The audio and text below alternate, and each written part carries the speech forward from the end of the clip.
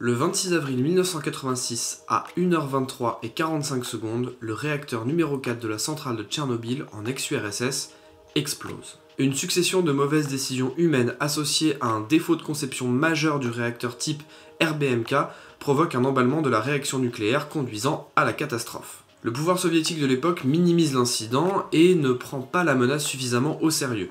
De nombreuses personnes nommées liquidateurs, envoyées sur le front d'une guerre invisible mais mortelle, travailleront sans relâche pour limiter les conséquences de la plus grande catastrophe nucléaire de tous les temps.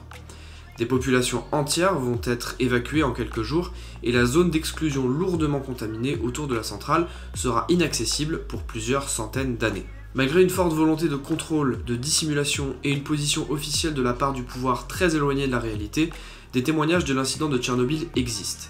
Et nous allons parler de l'un d'entre eux dans cette vidéo. Igor Kostin est un photographe-reporter né en 1939 et qui a documenté, entre autres, la catastrophe de Tchernobyl. Il est même le premier à avoir produit la seule et unique photographie de la centrale le jour de l'incident. Cette photo est d'ailleurs présente dans le livre qui a initié cette vidéo, Tchernobyl, Confession d'un reporter. Cet ouvrage regroupe plusieurs dizaines d'images réalisées par Igor Kostin depuis le premier jour de l'incident jusqu'au début des années 1990. Les images sont complétées d'anecdotes, de commentaires, mais aussi d'explications plus complètes et détaillées des conséquences immédiates de l'explosion. On y retrouve donc des images saisissantes des liquidateurs chargés de déblayer les débris au péril de leur vie, mais également de nombreux survols du site en hélicoptère, permettant à la fois de témoigner de l'importance des dégâts, mais aussi et surtout d'aider à identifier les débris à déplacer par les liquidateurs. Le rôle de Kostin était bien entendu de témoigner auprès des agences de presse, c'était un des rares photographes à être accrédité sur le site de Tchernobyl, et en même temps il avait un rôle fondamental sur l'organisation de la liquidation pour aider notamment à repérer les différents débris et à organiser les opérations de liquidation. Une des images qui m'a le plus marqué de l'ouvrage, c'est cette photo des liquidateurs sur le toit du bâtiment 3 prise dans la précipitation. Les hommes qui travaillaient sur ce toit ne pouvaient pas rester plus de quelques secondes à cause des radiations. D'ailleurs, Kostin explique que ces clichés ont tous été impactés par la radioactivité ambiante, ce qu'on remarque en observant les traits blancs réguliers en bas de la photo. Ces petites virées lui ont d'ailleurs coûté 2 Nikon. Ce livre traite également de problématiques et d'événements à plus long terme, comme le traitement extrêmement lourd réservé à la zone d'exclusion, celle qui entoure la centrale et qui s'étend sur plusieurs dizaines de kilomètres. Des populations sont évacuées rapidement de la zone et les maisons sont détruites et enterrées après avoir été aspergées d'eau pour éviter la dispersion de poussière radioactive. Un chantier titanesque au même titre que la construction du sarcophage, premier du nom, qui a également été documenté par Kostin.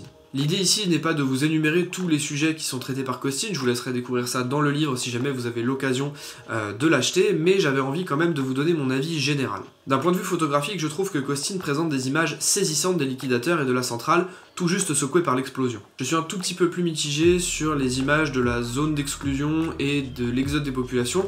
Alors il y a certaines images qui ressortent très bien, qui sont très fortes, mais d'autres qui ont un petit peu moins de poids et qui viennent, je dirais, un petit peu affaiblir l'ensemble du reportage. Au-delà de mon avis très personnel sur les images, ce qui importe surtout, c'est l'aspect documentaire de l'ouvrage. On a affaire à un reportage photographique très complet sur ce qu'ont vécu les hommes et les femmes présents lors de cette catastrophe à travers le regard d'Igor Kostin. Consulter ce type d'ouvrage me fait toujours réfléchir sur le besoin vital d'avoir des gens qui témoignent, qui photographient et qui aident à comprendre un événement, au-delà de tous les discours politiques visant à atténuer voire masquer la réalité. La fin du livre présente d'ailleurs la manière assez laborieuse dont Kostin est arrivé à la photo jusqu'à la catastrophe de Tchernobyl, et ça vaut le détour, croyez-moi. Pour compléter cet ouvrage, je vous conseille l'excellente mini-série Tchernobyl sortie en 2019 et récemment diffusée sur la chaîne M6 qui vous montre avec beaucoup de clarté et sans fioriture les événements que Igor Kostin a décrits en mots et en photos. À titre personnel, je n'étais pas encore né lorsque la catastrophe a eu lieu. Dans mon esprit, Tchernobyl était une catastrophe nucléaire majeure qui avait causé la mort de plusieurs milliers de personnes et impacté indirectement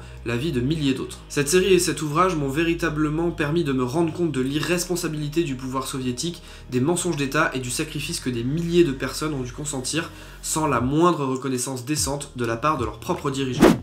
Voilà, j'espère que ce mini conseil de lecture vous aura intéressé. Dites-moi dans les commentaires si vous voulez que j'en fasse plus, si c'est quelque chose qui peut vous intéresser à l'avenir.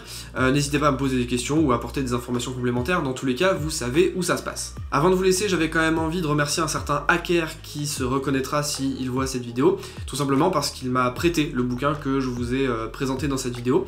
Donc merci à lui, il savait que je regardais la série Tchernobyl et que j'avais adoré. Donc il s'est gentiment proposé pour me prêter le bouquin et je lui adresse un grand merci. N'oubliez pas non plus que les workshops argentiques sont toujours disponibles sur le site, n'hésitez pas à m'envoyer un message via le formulaire si jamais vous êtes intéressé, tout ça ça se passe dans la description, et en attendant moi je vous dis à la prochaine, salut!